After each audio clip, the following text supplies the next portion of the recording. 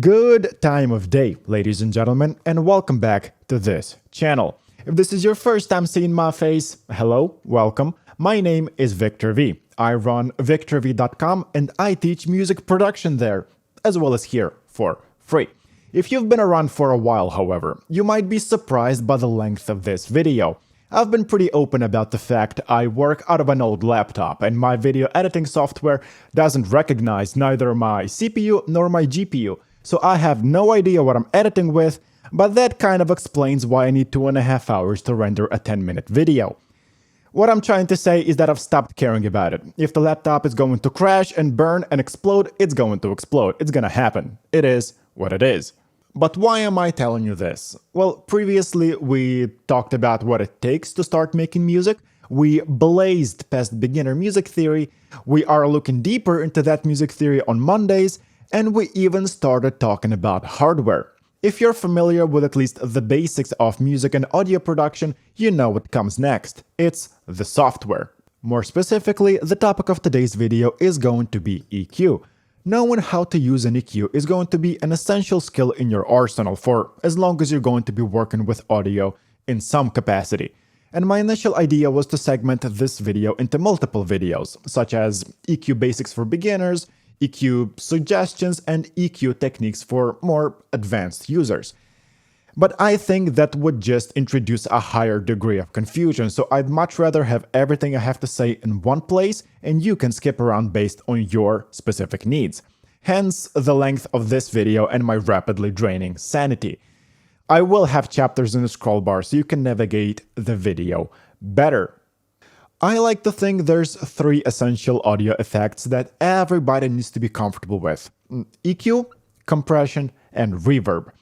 Of course, there's going to be a lot more of them, but this is the holy trinity you're going to be encountering on a daily basis in one way or another. Videos on every single one of them, and much more, will be coming on this channel, so if you would like to catch them, please consider subscribing so you don't miss them. And while we're at it, if you do enjoy this project and the idea of bringing music and audio education to the masses without any paywalls in place, please consider subscribing to my Patreon. It would mean a lot to me and will help to increase the quality of my video production, as well as hopefully allow me to spend more time on it. Also, please consider hitting the like button on this video and commenting, so YouTube knows that this is something that is worth promoting. And if you have any questions, feel free to post them in the comment section below. There's likely going to be people willing to help. I myself will try my absolute best to keep up with all the comments, but it can get a little overwhelming and the notifications don't always work. That being said, if you'd like to grab hold of me personally, my Instagram is on a screen right now. It's instagram.com/isvictorv. Sending me a message there is the most reliable way to startle me during my recordings and make me pay attention to you. And to finish with the preamble and get to the actual video, this is how I've structured it. First, we're going to talk about what is an EQ and what types are there. Then I will talk about some common controls found on EQs you will encounter. Buttons, submenus, knobs, everything. Some EQs will be missing some of these, but I will talk about pretty much everything you can expect. Then I will give you some EQ recommendations, both free and paid, including some industry standards. And finally, I will talk about some common techniques we employ whenever applying EQ to our audio. Have fun, practice, and don't be discouraged if things don't make sense right away. It's not as much of a concept as it is a skill, and you need time to internalize and properly understand everything. There's no shame in leaving and coming back if you're overwhelmed, just as there's no shame in coming back and occasionally rewatching these videos, even if you seemingly understand everything. Everyone does it, I do it. It's to make sure that you're not rusty and check that you're not forgetting anything. All good? Let's go. And what better way to start this whole thing than by explaining what an EQ actually is. An EQ, short for equalizer, is a piece of hardware or software that allows us to manipulate individual frequencies within a sound. Sound in itself is nothing more than vibrating air, and based on how fast it's vibrating, we determine its frequency. If it vibrates 500 times a second, its frequency is 500 hertz. Simple enough. Us humans, however, at our very best, can hear frequencies ranging from 20 Hz to 20 kilohertz, which is equivalent to 20,000 hertz. Usually though, we don't get near that number. It's dependent on age, activities, damage, and so on. But this is the maximum range we can scientifically and theoretically reach.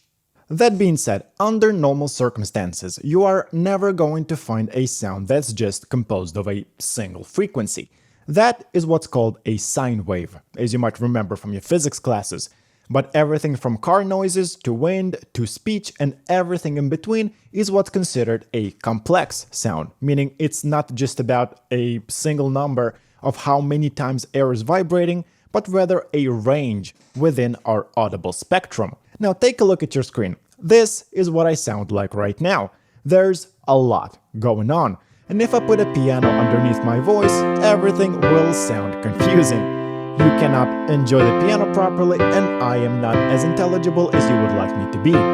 Well, that's because some of the frequencies in these two pieces of recorded audio overlap in quite an unpleasant manner.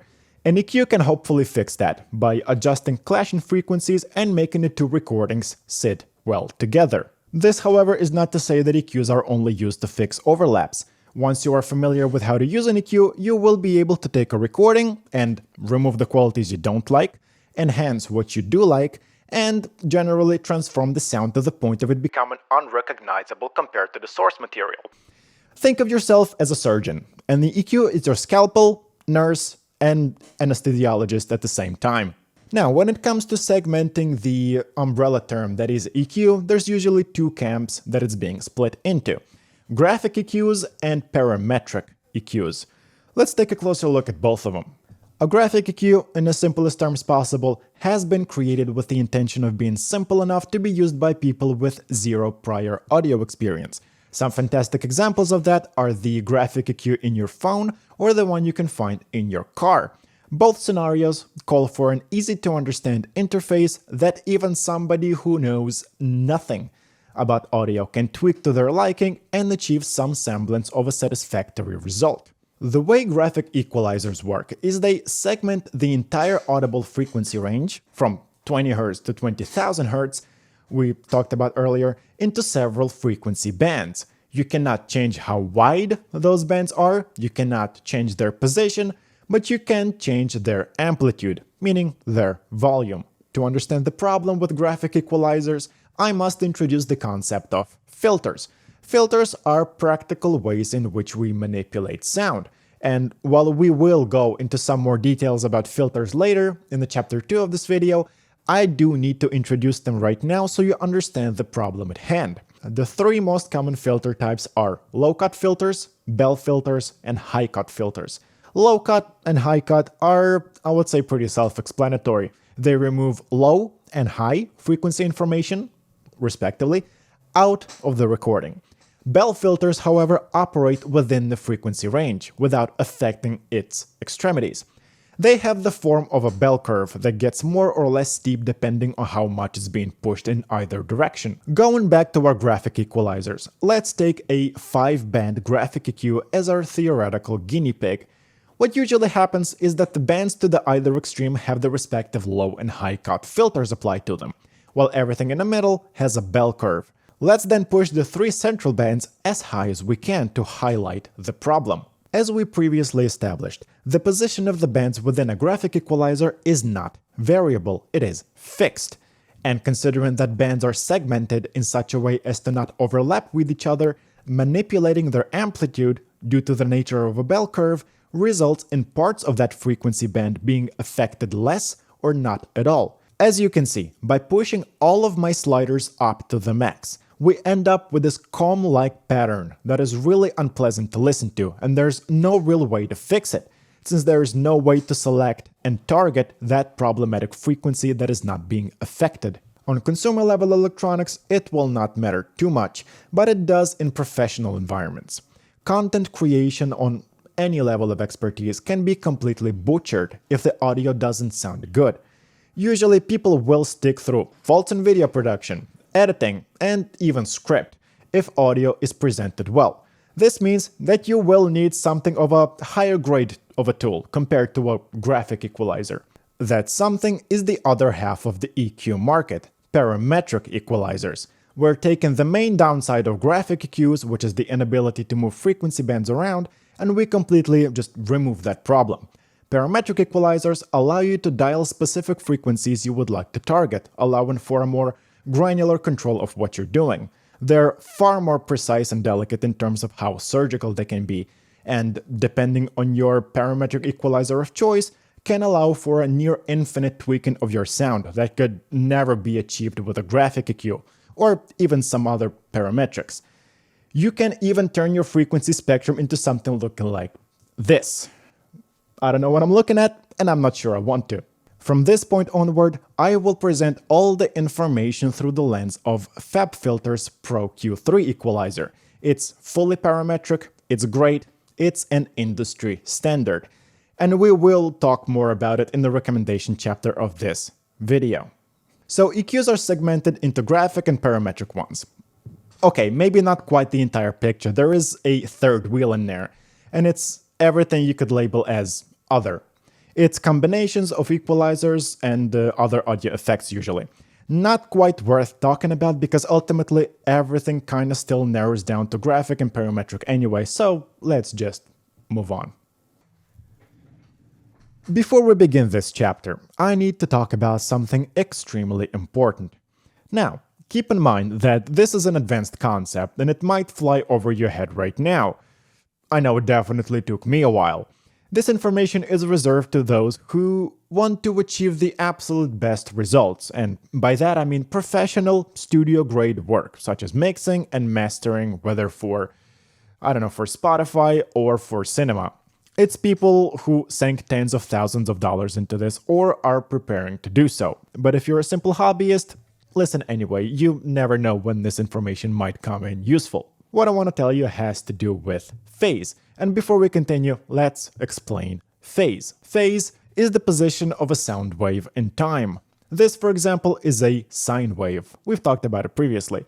It's the most simple sound wave there is. As long as there's only one, we don't really care about its position in time. We start caring about it when there's more than one. Having multiple sound waves that kind of overlap at the same position in time is going to have an effect on how they sound. The kind of effect it has depends on their position relative to each other. As you can see, a sine wave is made of ups and downs, called peaks and troughs, respectively. These peaks and troughs repeat as many times as the frequency number indicates. That is to say, a 500 Hz sine wave has this up-down cycle happen 500 times a second. A phase of a sine wave is the position where it starts. Does it start here, here, or here? So far, so good. Let's then assume we have two sine waves, A and B, that share the same frequency and also are perfectly aligned with each other. When this happens, we refer to them as being in phase, meaning their alignment is perfect. The phase difference is zero. Now, when two waves with the same frequency but different starting points combine, the result is what we call a phase shift, and it can be a problem. The way phase works is that each sound wave represents 360 degrees of rotation, meaning that there's 360 points our wave can start at. It's quite hard for me to represent it in editing, so let me show you a practical example. Here we have two sine waves of the same frequency. Let me unmute both of them and let's listen to what happens when they combine. And to do that, I will present three different situations. Okay, the first one. Let's hear what happens when the two sine waves are completely in phase, meaning their phase difference is zero. First, you're going to hear a single sine wave, and the other one will be introduced later. What you're hearing is called constructive interference, and results in an increase in amplitude. Whenever two sound waves with matching frequencies and phase perfectly align, the resulting sound is twice the amplitude of a single sound wave. In layman's terms, it becomes twice as loud, or if we want to put a number on it, it results in an increase of 6 decibels. The second situation I want to present is when those sine waves are 180 degrees out of phase. Considering that 180 degrees is exactly half of 360, in this scenario it will mean that the peaks of one sine wave will match the troughs of the other one. Let's hear what it sounds like. No, you are not going insane. It sounds like nothing because the two sound waves cancel each other out. This is the most extreme representation of destructive interference that reduces the amplitude of a sound. This is the mechanism used in active noise-canceling headphones, for example. If you've ever wondered how those Bose or AirPod Pro work, they have microphones that record the external environment, reverse the polarity, which is the alignment of the waveform of what they record, and reproduce it inside the ear cup. Simply put, they flip the phase around and that cancels out the outside environment. And a third situation I would like to present is something more akin to real life. What if our phase situation is not as drastic? What if our sine waves, for example, 90 degrees out of phase with each other? Well, 90 is 1/2 of 180, which would result in total cancellation. So the result with 90 is going to be half as loud. But you might be asking, V, what does this have to do with EQ? Well, at this point in time, you know that sine waves don't really exist under normal circumstances. Everything is a complex sound that stretches across the frequency spectrum, meaning the more sounds we pile atop of each other, the more phase issues we're going to see, both constructive and destructive interference, oftentimes at the same time. It's like trying to talk to your friend in a room full of people that are talking at the same time as well. It's going to be a nightmare. And the room full of people is a great example because our ears, and I have to be very careful with how I word this, aren't capable of distinguishing phase relative to a single source. What it translates to in real life is that if you pay no attention to the phase of what you're working on, you're going to have some problems. Now, if you're simply making YouTube videos, you're unlikely to care. But if you're working on professional levels, meaning the project is set to go out to consumers or be presented in cinema, Spotify, or whatever else, not being aware of the phase is a costly mistake. That's why whenever we're working, we check everything on different systems and both in stereo, meaning 2 or more audio channels, and mono, which is one audio channel. Usually considering that all channels get summed into one when working in mono, phase problems become obvious. But all of this could be a separate video, and it probably will be at some point. But why am I telling you this right now? Well, EQ works by smearing phase. It has a potential to cause phase issues. Fantastic, isn't it? Thankfully, in a lot of times, it will not matter. I really like the Occam's razor approach to this. If it sounds good, it sounds good. But I did want you to be aware of this potential problem, especially in regards to the phase controls I'm going to show in a couple of minutes when I'm looking at Pro Q3. Being aware of the fact that EQ can cause problems is already 80% of the whole troubleshooting that's then required to fix it. Are 99% of you likely to ever need this information? Probably not, but that one remaining percent is going to be so happy that I did mention this. Alright, let's actually open a DAW and take a look at what an EQ looks like. This, for example, is the Ableton Live's stock EQ, EQ8. It's the one that comes with the DAW itself. Once you launch it, you have 4 bands in front of you, and you can add or remove them over here. To the left, you have various controls that are common to all equalizers. Frequency, which shifts the band across the frequency spectrum, gain, which controls the amplitude, and Q, which controls the width of the band itself. And here at the bottom, you can choose different types of filters. That being said, this is the stock Ableton EQ, and the only reason I'm showing you this before I actually load Pro Q3, which we established to be the workhorse in this tutorial, is to show you that the controls are going to be pretty much the same. Let's do it then. There you go, welcome to FabFilter's Pro Q3. Unfortunately, this is as large as I can get that window, so we're going to see whether I need to crop this in later when I edit. Hopefully not. As you can see right now, there are no bands to manipulate, so let's make some. I double click on a random point on the main line, and here we are. Our very first band is here. So let's then take a look at what we can do with it. Let's go left to right, and I will explain everything. The very first thing we can see is the type of filter applied to this band. Right now, it's set to the bell filter, so if I move the band up and down, it looks like a bell curve. Makes sense. Clicking on that selector then reveals to us lots of options to choose from. Let's go through these filters one by one, and I will explain what they do and how useful they are in real applications. The very first one is the bell curve. This is by far the most used type of filter, and it's the most versatile one as well. This is your new best friend. The changes you make can be as broad or as narrow as you'd like. Don't worry about how I'm doing that, by the way, it's muscle memory to be used on my scroll wheel instead of on-screen controls. As you can see, scrolling my mouse wheel controls the Q factor of our band. We'll see that later. Long story short, bell curves are your best buddies. Next up, low shelf, and we can put high shelf here as well. Shelf filters are interesting, and you don't see them being mentioned a lot. Usually people restrain themselves to bell, low, and high cut filters. But shelf EQs are far less precise than bell filters and affect a large portion of the frequency spectrum, so why would you need something like this? Well, do you see how uniform the affected line is? The benefit of shelf EQs is how transparent they sound due to the smooth gain change. This can often trick our ears into thinking there's no EQ applied at all. So shelves sound natural. So when do you use them? Generally, you use them when there is a general issue rather than just a single problematic frequency. Think unpleasant high frequencies in your acoustic guitar, for example. That's way too vague to apply a single bell filter, but going for something like a high cut will just remove all the pleasant air that comes with that instrument as well. Next, low cut and high cut. Everybody loves these. We've seen a lot of their functionality when we talked about graphic EQs. Low cut, also called high pass, cuts the low frequencies. High cut, also known as low pass, cuts away the high frequencies. Sometimes you will even have a selector for how steep you want that to be.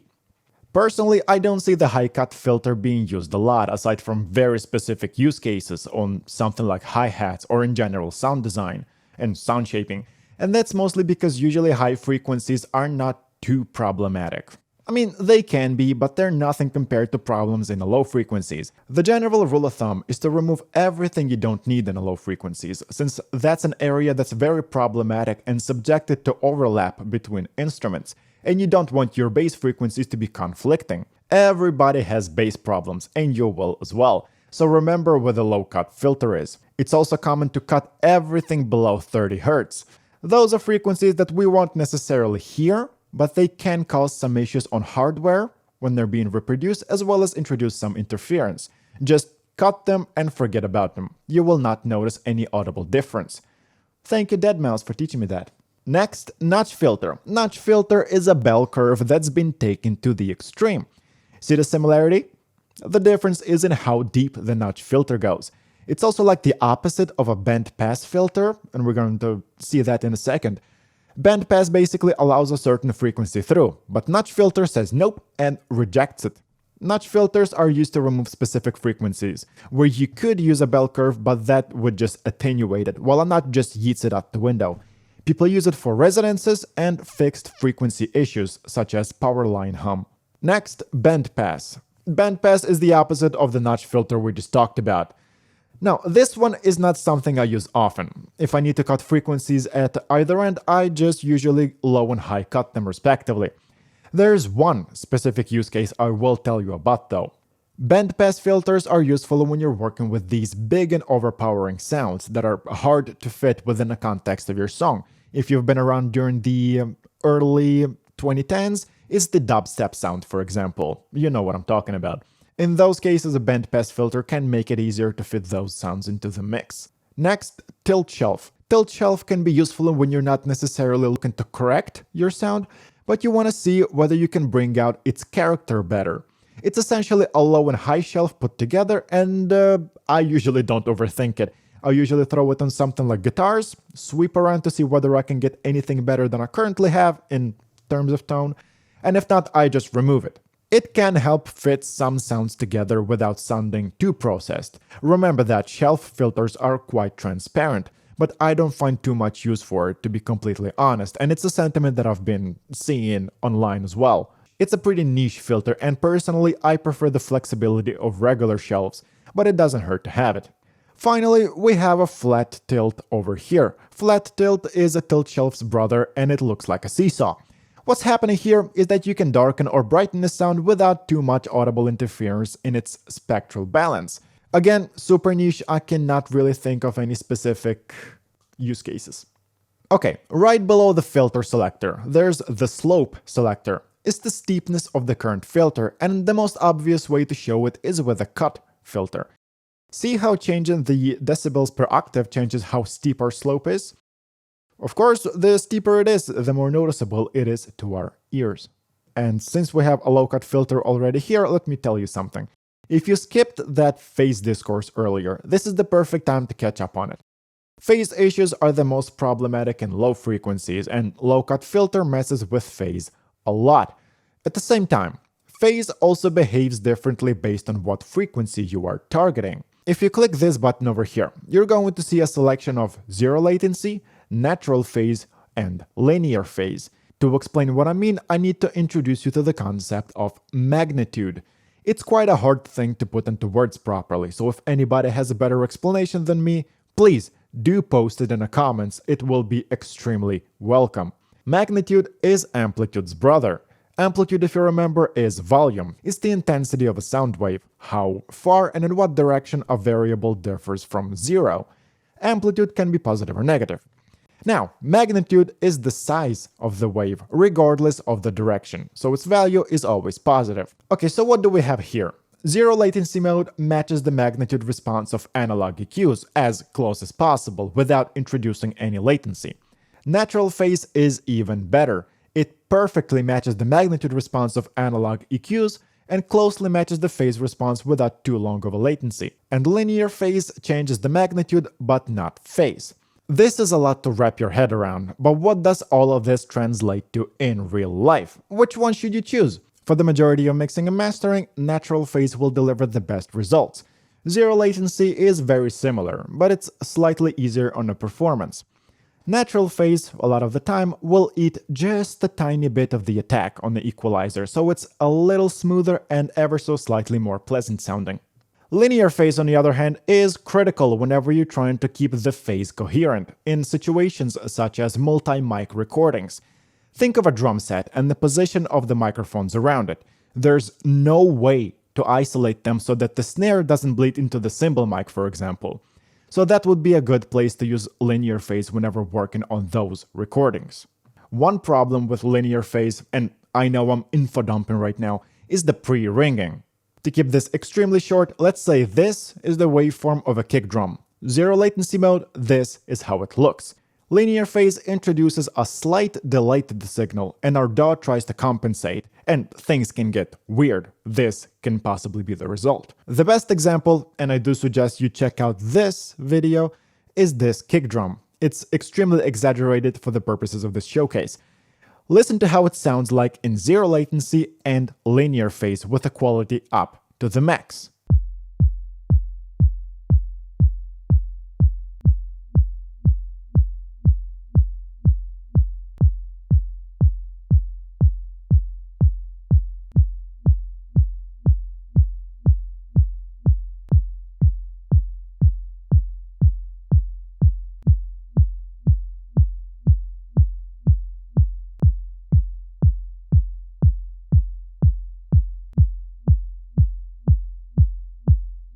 Can you hear that vacuum sucking effect you get in linear phase? That's called pre-ringing, and it's a general problem with all linear phase algorithms. That's why it's not advised to use linear phase on low frequencies where it's evident.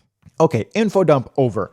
Now, the three most evident controls on screen right now are frequency, which shifts the selected band along the x-axis, gain, which is pretty self-explanatory, it deals with the amplitude of that band. You can either turn it up into positives to make it louder or into negatives to make it softer. And the Q knob, also known as the Q factor. It deals with how narrow or wide the band itself is. As I increase the Q factor, the range of affected frequencies becomes smaller and smaller, allowing for a more narrow and surgical focus. And the opposite is true as well. The lower the Q factor, the wider the changes are going to be. Okay, this selector over here is really important. This is the stereo placement selector, and it controls which channels are affected by the selected bands. This way you can EQ left and right ears separately. It's also really useful for mid-site processing where you mess with the stereo information. In any case, that's beyond the purposes of this tutorial because if I go on another tangent, we're going to be here until tomorrow.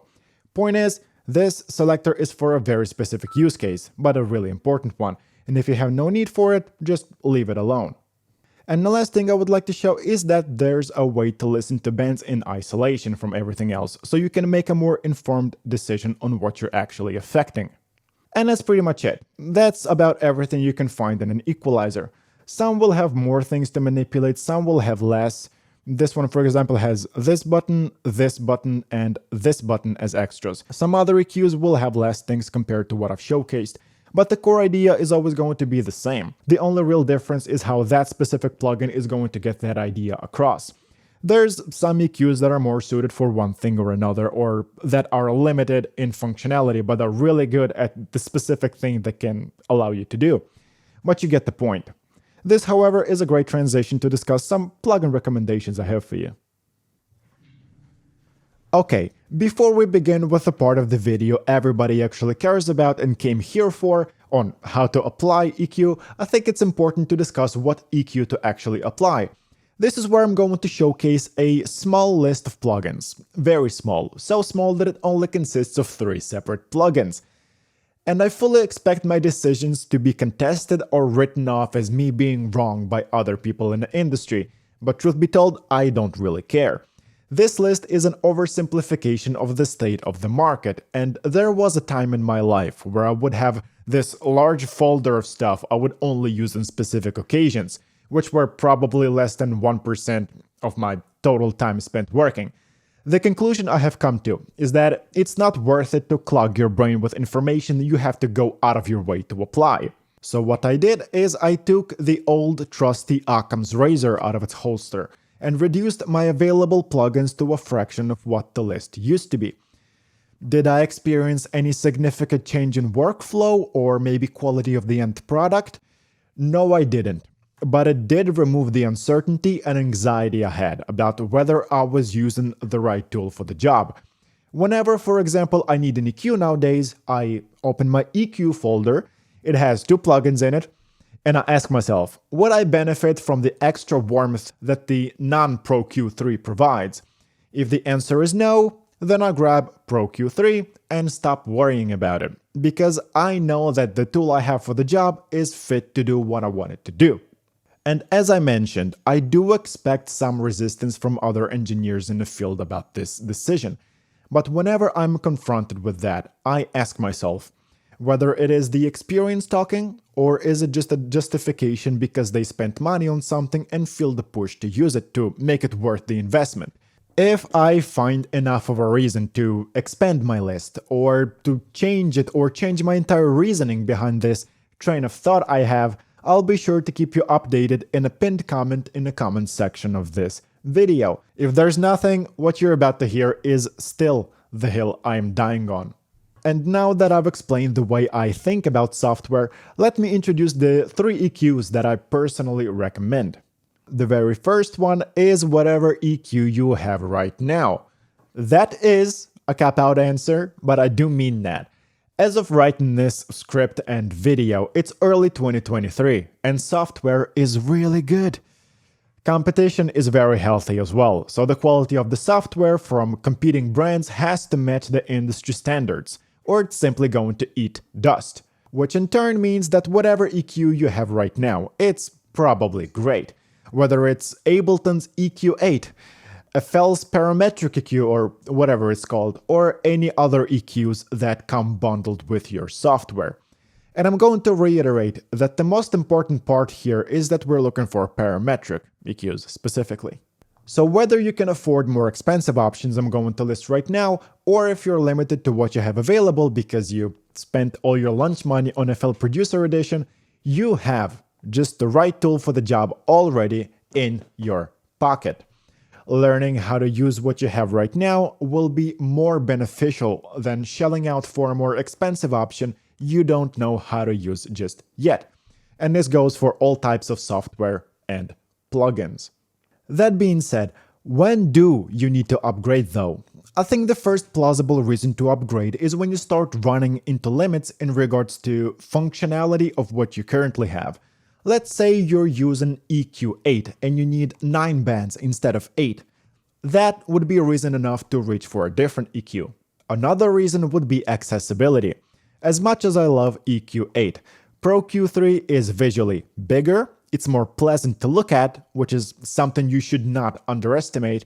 You are working with your ears, but it's also beneficial to not have a migraine from trying to squint. And it's also easily readable. Maybe it is just me, but the 50 Shades of Grey approach that Ableton has, contrasted by neon track colors, is by far one of the worst design decisions I have ever seen in my life. Instantly recognizable? Sure. I can recognize it by the cluster headaches it gives me. And the final reason to upgrade would be what I call novelty, with no negative connotations attached to that word. It's nice to use a different piece of software at times. Not everybody deals well with routine, and I fully get that. Same goes for combo plugins, as I like to call them. That's essentially more than one effect stapled together into a single package.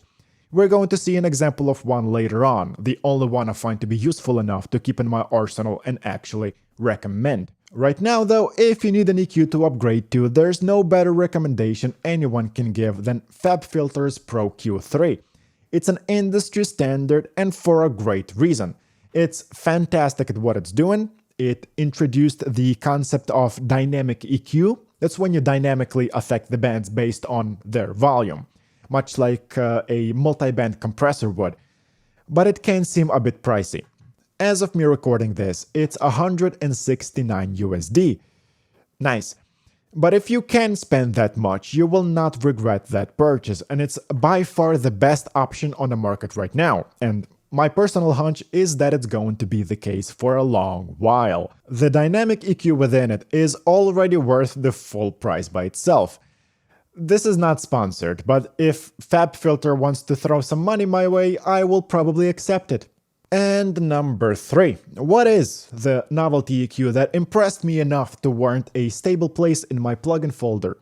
Well, pretty much everything that emulates the Pultec EQP1A equalizer.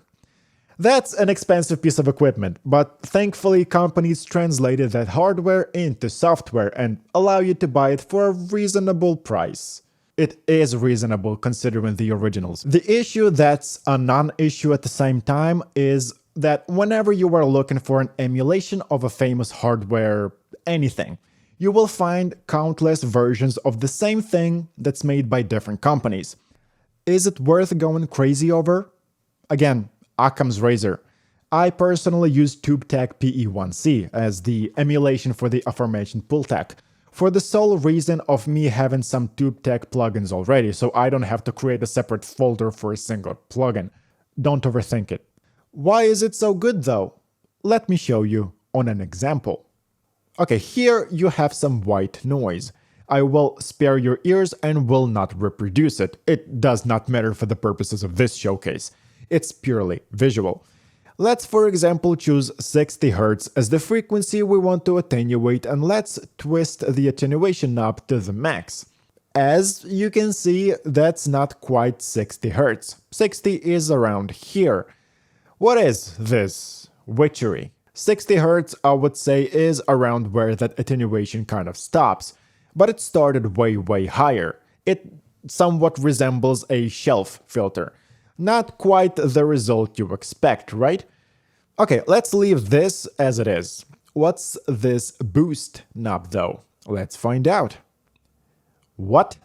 The lows are now super boosted, but we have a trough at around 400 to 600 Hz, and by twisting the attenuation knob we can sort of smooth it out. Let's in this position twist the low frequency selector then.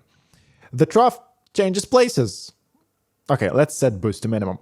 If this were a simple parametric, I'd say it's a cutoff at around 200 Hz, but we set it to 20. Riveting. But let's set the boost to max and let's look at it better. Look at how asymmetric this line is. This is something that on a regular parametric is a little harder to achieve. But okay, let's try to boost the high frequencies, for example at 12 kHz. You can see that it's a bell filter, one that we can move around. And attenuation is just attenuation. Fine. How about the bandwidth? Let's tweak that. Now, our logic tells us that bandwidth is the Q factor. Nope, don't you dare apply your filthy logic here. It's not an easy EQ to work with logically, because in a work environment, you kind of hear what it's doing, but it's hard to pinpoint due to this visual equivalent of a bad trip. And feeling like you're on ayahuasca is kind of the reason everybody loves this EQ. All of these changes, they are happening in quite broad strokes, and they're perceived to be quite pleasing and natural, compared to the surgical nature of something like a regular parametric. So in what environments we use this one? I personally like to use this on male voices, more specifically my own. You've been listening to this EQ for this entire video. I also like to use it on acoustic guitar, and the general sentiment about this EQ is that it's really great on the low end, so kick drums and bass as well. Essentially, use it everywhere you need that slight bit of bite and brightness in your track that's still very gentle. Realistically, could I have done the same with Pro Q3? Well, I don't think so, not by itself at least. If I remember correctly, Pultec is a combo of an EQ and a tube amp, so it gives that pleasant warmth right away. If I want to recreate that with Pro Q3 or any other parametric, I would have to pair it with a drive plugin of some kind, and that becomes kind of a time sink, getting the two to sound well together. Usually I'm all for time sinks, but this is the one of the few set it and forget it situations that I will make an exception for. If you are still here and you're not asleep, well, congratulations, you're doing way better than I did initially. But we're approaching the final chapter of this video, where we talk about actual practical uses of an EQ, and I'm going to showcase all of this on some pretty interesting examples. So what do you say, is it time to do some actual work? Most often than not, EQ is truly a surgical intervention, and it is a lot more nuanced than what you might expect. Big cuts or boosts are not uncommon, but they're usually reserved for specific situations. And as you become more and more experienced and come into contact with more recorded audio, the likelihood of you figuring out those big changes right away is going to increase. A great example of that is the 30 Hz cut we previously talked about. What that means is that we usually cut every low frequency under 30 Hz. Now, it's likely that most of the stuff you're going to be working on, you're going to cut much higher, depending on the nature of what you're working on. Cymbals, for example, don't reach nowhere near those frequencies, so if you need to cut them, you're going to be doing that at a much higher in a range to actually affect the sound. But for those sounds that do reach into low double digits at the lower end of our audible spectrum, cutting everything below 30 Hz is a great practice. The equipment most of us work on cannot even reproduce those frequencies, so we might not even be aware of the problems they cause. But once your, say, song is played at a club on speakers that can reproduce frequencies that low, you might start running into issues. In some cases, those frequencies might have infrasonics that are affecting how loud you can make your track. Sometimes they can have subsonics that cannot be reproduced by bass cabinets but still make amplifiers clip. Point is, while I'm sure lots of people disagree about me making a blanket statement about mixing, and me being usually very angry with people who do make those blanket statements with no context as well, low cuts at 30 Hz is probably as close as I'll come to agreement with that community and crowd. But I'm not here to give blanket statements. Whenever working in any type of audio environment, you may be pulled toward the idea of working only within the limits and parameters of your own project, treating it as its own ecosystem. It's a noble pursuit, but most often than not, it will fall flat, especially at the beginner stages of your production journey. The best advice I can ever give is to not work in a vacuum, but rather have a reference track ready you can compare your production to. If you like the way vocals sound in some song you recently heard and want to replicate that, a great idea would be to import that song, podcast, or whatever else into your DAW and try to mimic those qualities while having the original available at all times, so you can A/B the two. If you're unfamiliar with the terminology, A/B means switching back and forth between references and your own production, to have a more guided and objective opinion on whether the stylistic decisions you are making are beneficial or not. It's not uncommon to get lost in your own thoughts in a creative environment, and if you lose track of your own thoughts, you might end up not where you want to. Having a reference track and consulting the decisions that other engineers make keeps you on track to where you're trying to get to.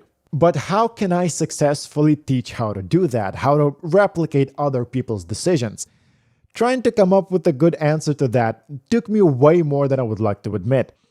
Ultimately, I settled on an interesting solution for you. And this is where I need to give a big shout out to Stephen Porter. He's the co-founder and chief nerd at Icon Industries. They're a company based in San Diego, California, and they create high-end podcasts, videos, branded social media posts, and other cool stuff like that. Essentially, content to support their clients on a nationwide scale. As I was writing this script, I ran into a slight bit of trouble. You see, for the purposes of showcasing you how to actually EQ, I came up with the idea of using two separate microphones that record the same thing, and then I would try to turn one microphone's qualities into another one's, explaining my process along the way so you can apply and replicate it in your own production. And the problem I ran into is that I didn't want to use this microphone over here, and the condenser I had now lives in a farm upstate after an incident with a screwdriver. Plus, I don't really have an acceptable recording environment in my house anyway. So this is where Steven came in clutch and responded to my call for help. He has been kind enough to do me a favor and record several microphones in a professional environment himself. I had asked for 2, I was given 10. So talk about overachieving. So again, a massive shout out to Steven for making this tutorial possible, and check out Icon Industries if you need help with your own projects. The links are on the screen right now, and they will also be in the description below. Thank you, Steven! And since I was given 10 microphones to choose from, I pondered the idea of using 2 different types of microphones so the examples would be more evident, since I do have to consider and fight YouTube compression. But I decided against it. You see, the bulk of EQ work is dealing with nuances, and it would be simply unfair to not deal and show you how to deal with nuances myself. So I've taken 2 large condenser microphones, Audio-Technica 4033A and MXL V63M, and we're going to be comparing and working with them. There is a noticeable price difference between them, so let's see if your ears can tell the same difference that your wallet can. So how are we going to do this? With a completely arbitrary grading system, of course. First, I'm going to show you different parameters we usually look for in recordings and how to find them. Then, we're going to grade the 2 microphones on those parameters, from 1 to 10, based on how we feel about them. Which is why I chose to work with 2 different recordings instead of 1. It's very helpful to have a reference. That being said, a very important disclaimer. What I'm going to talk about is a very common technique in audio production. There's usually at least 6 or 7 different frequency bands you should be on a lookout for whenever you're working. But don't get too attached to what names I'm going to give these parameters. What someone calls boxiness, someone else might call body. Some will say presence to mean body. Unfortunately, it is what it is, and there's no way to get into someone's head to fully understand what they actually mean to say. So rather than doing that, latch onto the way these things sound, so you can hold a more detailed discussion that isn't based on semantics whenever looking for advice. Also, bonus tip before we start. Whenever looking for those bands and sweeping around with your EQ, try working by isolating the bands from everything else to listen only to what you're isolating. It's just going to be much faster. Also, another bonus tip is whenever placing those bands, try not to make them overlap, because then controlling one will then affect the other. Sometimes they will overlap anyway though, and that's absolutely fine. And with that, all is set. Let's then open Pro Q3 and let's listen to the actual recording. Before we can manipulate any bands, we have to find them first. So let's do that. The very first component we're going to be grading on, let's call that thickness. It's this kind of sound that determines how close we sound in relation to the microphone. You may have heard the words proximity effect before. If you haven't heard those words before, this is pretty much it. The closer you are to a microphone, the bassier it's going to sound. The way I'm looking for this is by sweeping the band around and looking for that proximity effect sound. I'm not looking for the ugliest representation of that sound, I'm looking for the frequency where it sounds quite pleasant, for a lack of a better word, because then it will provide a better center for that band. The quick brown fox jumps over the lazy dog. The quick brown fox jumps over the lazy dog. The quick brown fox jumps over the lazy dog. The quick brown fox jumps over the lazy dog. The quick brown fox jumps over the lazy dog. The quick brown fox jumps over the lazy dog. The quick brown fox jumps over the lazy dog. The quick brown fox jumps over the lazy dog. The quick brown fox jumps over the lazy dog. The quick brown fox jumps over the lazy dog. The quick brown fox jumps over the lazy dog. The quick brown fox jumps over the lazy dog. The quick brown fox jumps over the lazy dog. The quick brown fox jumps over the lazy dog. Okay, this is pretty much what I'm looking for, at around 78 Hz. If I go a bit above that, we're going to start hearing something else. It becomes a little too muddy.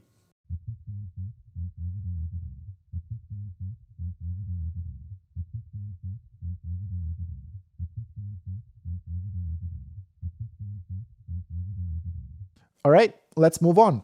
The next component we're going to be grading on, let's call it mud or boxiness. It makes sense to look for it with a slightly narrower band. And keep in mind that how wide or narrow these bands are is not a hard rule. If you are completely sure that your thickness is around 78 Hz, but you kind of breach into the territory of the next band, it makes sense narrowing the thickness band just a little bit so you get off of that lawn. Fox jumps over the lazy dog. The quick brown fox jumps over the lazy dog. This, for example, is not completely bad, but I do feel like it's missing some of the key frequencies in there. So let's increase the width just a tiny bit. The quick brown fox jumps over the lazy dog. The quick brown fox jumps over the lazy dog. The quick brown fox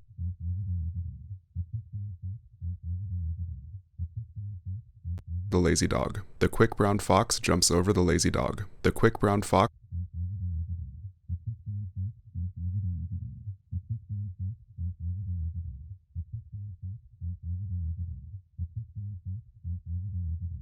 quick brown fox jumps over the lazy dog. Okay, there you go. I'm pretty happy with that at around 81.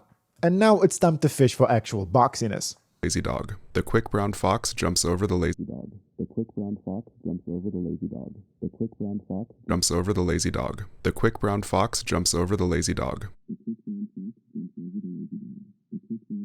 Jumps over the lazy dog. The quick brown fox jumps over the lazy dog.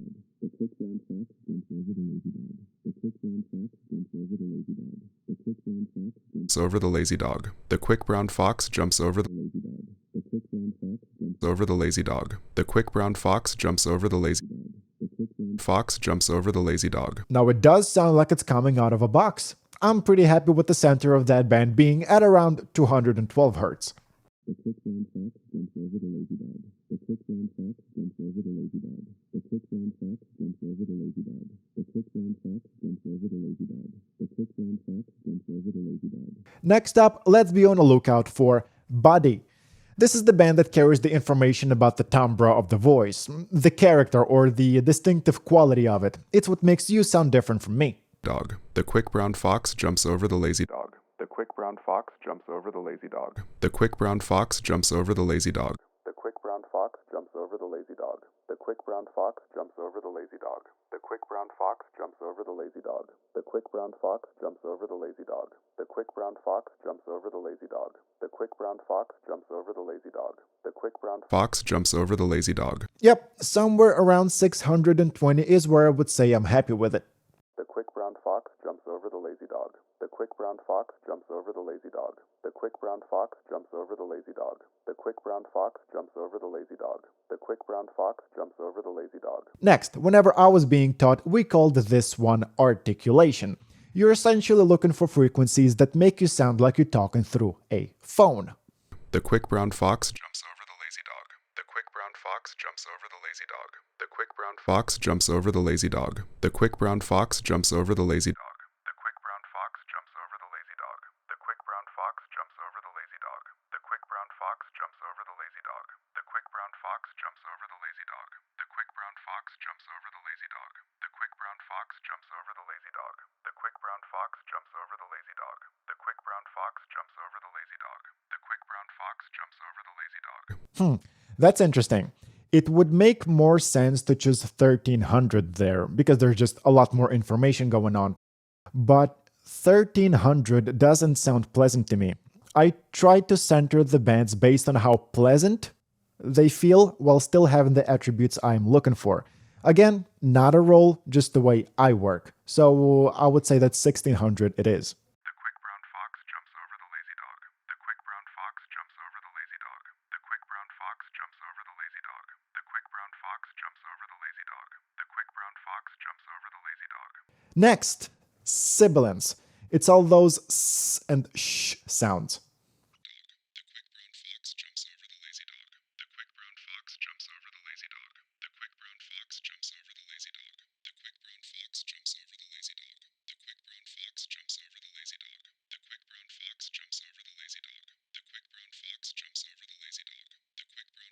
Jumps over the lazy dog. The quick brown fox jumps over the lazy dog. The quick brown fox jumps over the lazy dog. The quick brown fox jumps over the lazy dog. The quick brown fox jumps over the lazy dog. The quick brown fox jumps over the lazy dog. The quick brown fox jumps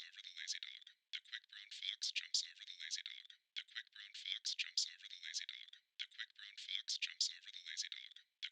fox jumps over the lazy dog. There's a lot going on here, but the frequency I have chosen is the one that makes me go insane. This is probably the only exception to my personal rule of looking for pleasant frequencies to base bands off of. But that being said, I am cheating. I do have an injury that makes me more susceptible to sibilants and S sounds, as well as synthesizers and cymbals. So I base my judgment off of that. Someday I will tell that story.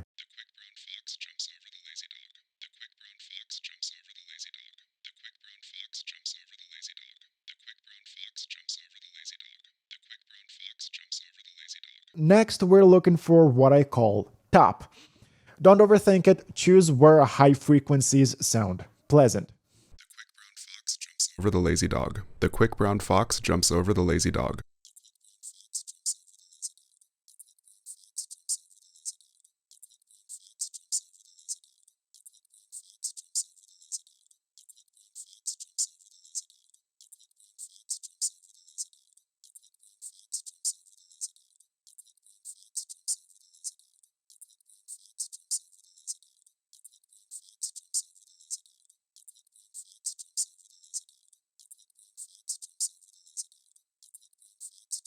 Lazy dog. Around 8600 does it for me. That's where I feel the most information about the high frequency qualities of this voice are concentrated.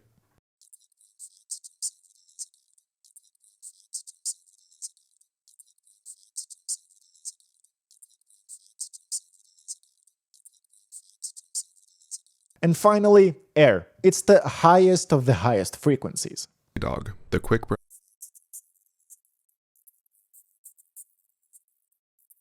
fox jumps over the lazy dog. The quick brown fox jumps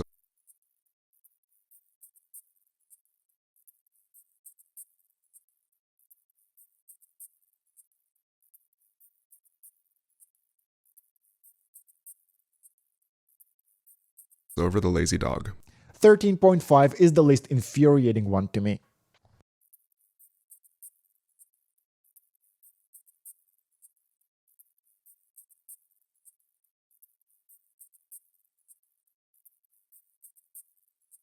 And with this, we are relatively done as far as essentials go. There is a discussion I want to have about this, but you're going to have to wait a couple more minutes, as we still have another example to go through. Now that we've figured out the main bands for AT4033A, I did the same thing for the MXL. I'm not gonna show me doing that, because it's going to be just more of the same. The two microphones are pretty similar, and there's nothing new I can show you that'd warrant wasting more of your time. What I will do is proceed to the next part of our example. I mentioned that I want to pit these microphones against each other in what will resemble a lot of the work you're going to do yourself in your projects. So let's do it like this. For each band, I will isolate that band and will alternate between the recordings from these two microphones, and we're going to grade them against each other to later turn one into another, or at least try to. Okay, let's hear how thick our microphones are. These are the frequencies that are by far the hardest to hear without proper equipment, and by proper equipment, I mean speakers in a well-treated room. Even with these AKGs I have spent my entire career with and know inside out, I still need to stop, take a break, and think before making a call. The quick brown fox jumps over the lazy dog. The quick brown fox jumps over the lazy dog. The quick brown fox jumps over the lazy dog. The quick brown fox jumps over the lazy dog.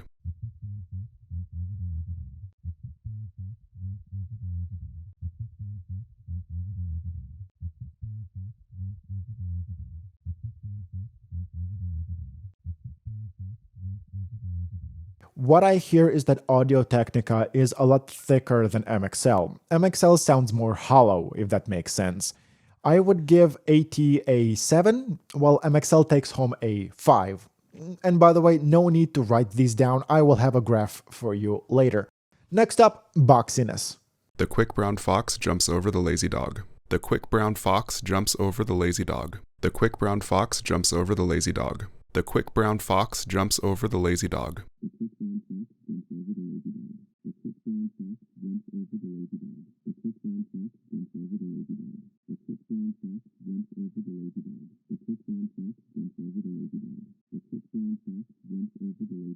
Here they're quite similar, although I would say that MXL is sticking out a little bit more. AT feels a bit more rounded to me. I'll give AT a 5 while MXL is a 6. And also, please remember that higher number doesn't equal better, it's just a quantifier for how much of something is there. Okay, number 3, body. The quick brown fox jumps over the lazy dog. The quick brown fox jumps over the lazy dog. The quick brown fox jumps over the lazy dog. The quick brown fox jumps over the lazy dog. The quick brown fox jumps over the lazy dog. The quick brown fox jumps over the lazy dog. The quick brown fox jumps over the lazy dog. The quick brown fox jumps over the lazy dog. The quick brown fox jumps over the lazy dog. The quick brown fox jumps over the lazy dog. I can hear MXL being more pronounced here. I will give it a 5. I'd say Audio-Technica is slacking a bit here, even though it's a close call nonetheless. I'm gonna say Audio-Technica is a 4. Band number 4, articulation. Let's listen.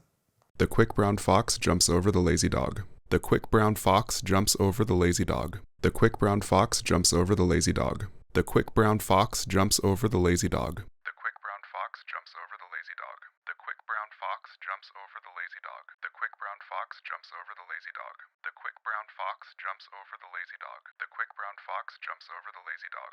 The quick brown fox jumps over the lazy dog. A close call. Again, I will go with Audio-Technica being a 4 and MXL being a 5, but I will make a footnote saying that this time I prefer Audio-Technica more. I hear MXL accentuate some frequencies within that band in a way I don't really like. Band number 5, sibilance. The quick brown fox jumps over the lazy dog. The quick brown fox jumps over the lazy dog. The quick brown fox jumps over the lazy dog. The quick brown fox jumps over the lazy dog.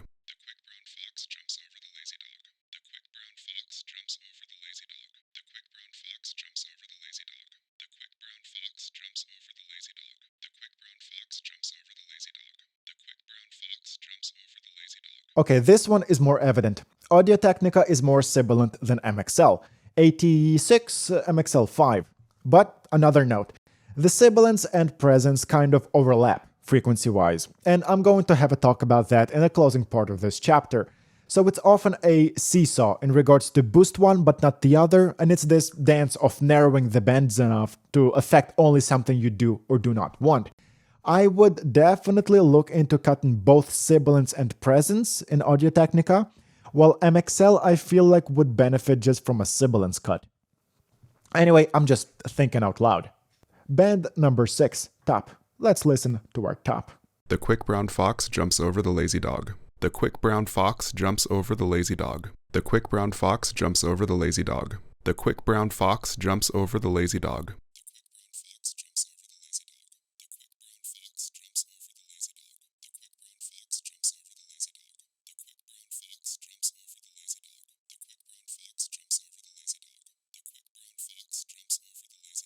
Okay, this is night and day difference.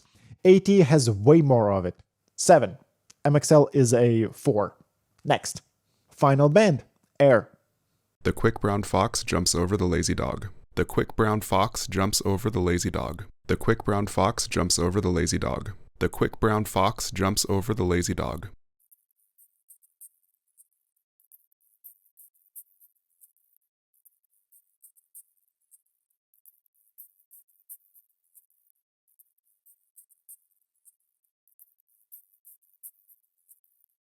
reverse situation, although not as drastic. AT is a 5, while MXL is a 7. Now that we are done, let's look at our graph. This is what we came up with. I don't think I need to spell it out that this is not a scientific way of grading microphones. It's just something to get you thinking in the right direction. I took the MXL microphone and, looking at the graph we just made, tried to match its characteristics to the Audio-Technica. And while the past version of myself is doing that, this is a great time to tell you something about EQ. The most common consensus I've seen in the professional circles, and one I do happen to agree with, is that you should rather cut frequencies rather than boost them, aka reduce gain instead of adding it. Usually this type of advice goes out to all beginners out there that are still inexperienced, but I do know many professional engineers who simply refuse to boost whenever they EQ, like at all. And since I am curious and like to pick people's brains, I do have an explanation for that. Also, a little pat on the back that I give myself. I figured out the reason before I was told what the reason was, so great job me. The reasoning behind cutting and not boosting has to do with our human perception of louder things being better. That's not true. It's a trick our brain plays on us. That's why you have to make sure that whenever making decisions, that volume isn't a factor in the decision you are making. That's usually how plugins mess with you. Some of them boost the volume ever so slightly so that your brain goes, "Oh man, now that this plugin is on, things are way better." No, be smarter than that. So would I say you should stick to cutting and not boosting? Man, I don't have an answer for you. It's up to you and your ears. Don't trust me, don't listen to me, listen to your own ears, but beware of the pitfalls like the one I just told you about. And while we are knee-deep in this discussion, one last point I would like to bring to the table before I show you the results of us trying to turn one of our mics into another one, is that your audio will benefit both from boosts and cuts. Usually people cut sibilants because, let's be honest, it sucks. They also boost the body, so the sounds feel a little bit more in the front of the listener. So I guess the point I'm trying to make is that you shouldn't be scared of messing around with things, because the only thing that matters is the end result. If you're doing things differently from other people, but you're still achieving and getting great results, more power to you. Also, I'm not going to give you a cheat sheet of what to cut or what to boost. Use your ears, because cheat sheets are fantastic and they do work until the point they don't. Side rant.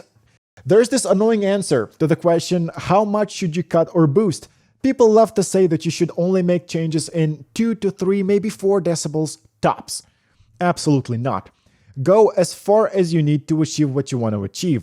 A great example of this is my actual voice you are listening to right now. I'm using a de-esser, which essentially cuts sibilants. In fact, I'm using 2 of them, one after another. One reduces my sibilants by 12 decibels and the other one by 4. So don't worry about the numbers, worry about the outcome. Okay, so what was that about our microphones? This is the original recordings of both. The quick brown fox jumps over the lazy dog. The quick brown fox jumps over the lazy dog. The quick brown fox jumps over the lazy dog. The quick brown fox jumps over the lazy dog. And this is the new version. The quick brown fox jumps over the lazy dog. The quick brown fox jumps over the lazy dog. The quick brown fox jumps over the lazy dog. The quick brown fox jumps over the lazy dog. So what I did is I took the graph and I tried to match MXL to our Audio-Technica as close as I could by using that graph as a reference. No crazy boosts or cuts here, because to my ear everything just fell into place rather quickly. Again, this is the result, and seeing me think it out loud and compare the two as we've been doing is something that's going to help you with your own project. So I'm going to leave you with the final examples once again, and we're going to transition into the last part of this video. The quick brown fox jumps over the lazy dog. The quick brown fox jumps over the lazy dog. Okay, so we finished with the key areas of our sound, and now you have pretty much everything you need to start wielding an EQ. But the video is not over yet. I still need some points to make. To be fair, it's not that these bands repeat themselves from voice to voice or sound to sound, but the ranges kind of do. For example, if we're talking about thickness, then it's 100% going to be something below 140 Hz, be it 100, be it 80, be it 60. If it's mud we're talking about, it's 200 to 300 Hz. Bodies at 500 to 600, on rare occasions 700. Articulation is most of the time 1200 to 2000. Sibilances are around 2 to 2.5 kilohertz, only sometimes reaching into 3000. Presence is around 3.6 kilohertz, almost always. Very often, all of these bands overlap, and whenever we say talk about, oh, the sound is too sibilant, we may cut some at 2.5 kilohertz, just as we might cut even somewhere in the 3.5 range, like I would do here. I have this de-esser, I think it's from Isotope, and if I use it in its default mode without changing the affected frequencies that have been set by Isotope themselves, it just does not work for my voice because my sibilances aren't really in a 2.5 kilohertz range, but they like to reach high 3.5. That's why you have to learn to use your own ears rather than just blindly follow what's been accepted as a standard in the industry. So that's also kind of the problem I have with advice that links one of these different bands to a specific frequency, even though I did just tell you that in most cases it will probably ring true. That's a technique based on alt parametric equalizers, but people that are going to be giving you advice are not parametric equalizers. Every piece of audio is going to be different. Your voice is different from mine. My sister's voice is different from mine. My dad's voice is different from mine. The placement of each band we've previously talked about is going to be different every time. These qualities stay the same, but their placement on the frequency spectrum is going to vary. The order is still the same, but let's say the mud in my vocals is around 250 Hz with this microphone, yours would be at 300 Hz with the same microphone. Or it may be 250 with a different microphone based on the position. You get what I mean. There's no one-size-fits-all solution. Everything we talk about is a reference point to base your future judgments on, and never forget that. After all, it's pretty much impossible to contain something so subjective within the limits of a tutorial. So while I did present you with a bucket list of things to be on a lookout for, I invite you not to look at this from the perspective of what I said being some semblance of rigid restrictions I've instituted. With enough experience, your own brain will turn on, and at that point, just do whatever you want. I'm sure that 5 years down the line, if we take each one of you and ask about your process, every one of you will have a different answer, even within the context of being the same community. After all, it all boils down to listening to your audio and figuring out what it has a lot of and what it has not enough of, and that's pretty much it. Man, I'm so happy that this video is over. You have no idea. I've been, like, if you haven't been here before, I've started YouTube doing weekly videos that were like 10 minutes each. And later on, I moved on to twice a week. And I really enjoy, even though, even though making longer videos is a lot more taxing both on me and my computer, it's somewhat liberating in a way because I don't have to live with anxiety of, oh, I have a video to post tomorrow and I don't have to stick to that schedule, that insane schedule of publishing 2 videos a week while working on this crap top, honestly. So, even though it's more difficult, I enjoy it way more. It's a lot more rewarding, I guess, is what I'm trying to say. So, thank you for everybody who has been supporting me. Thank you to everybody who likes, who subscribes, who watches, and of course to everybody who supports me on Patreon.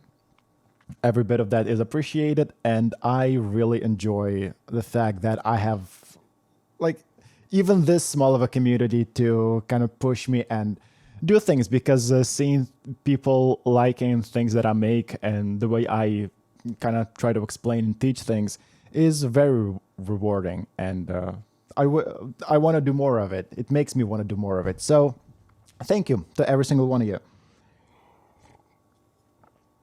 Now, that being said, as you imagine, I will not be able to make these hour-long videos every week. I don't know, maybe a bi-weekly basis. I have no idea yet, but I really enjoy the fact that I can just take a day off if I feel like I need to. But I don't know, it's way too early to tell what is going to happen. So, in the meantime, if you need some more things to learn, go to victorv.com. There's a lot of things that I haven't made videos on yet, and I will probably someday. I have a huge laundry list on topics to talk about still. That being said, let's not waste too much of your time. Practice. Everything is built on practice. I have to practice. You have to practice. So don't worry if you aren't good enough just yet. It's gonna come with time. So don't worry too much about it. And I will see you in the next time. And in the meantime, share this video if you feel like you enjoyed it. That being said, I'm finishing drinking this tea and I'm going to sleep because it's around 11 a.m. and 11 p.m. Sorry, and I feel like I have to leave this thing overnight to render. My name is Victor V, and I am out. Thank you everybody for watching me again. Bye.